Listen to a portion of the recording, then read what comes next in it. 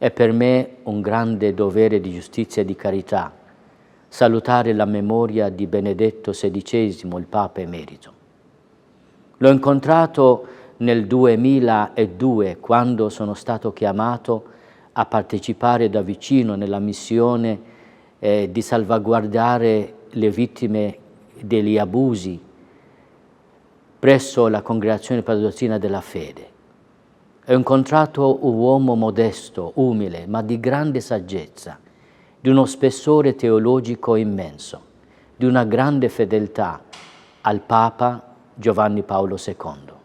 Un grande amico, con un senso modesto, gentile, di umore. Un'anima che aveva abbracciato sin dai tempi del Concilio Vaticano II l'immensità della Chiesa Cattolica, nella sua grandezza, ma anche nella sua debolezza.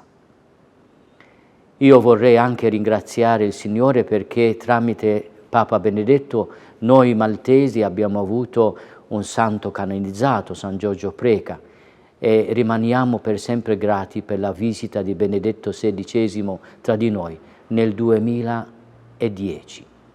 Vorrei salutare un'anima grande, un pastore leale, sincero, onesto, un vero cooperatore della verità. Che il Signore gli dia la ricompensa meritata.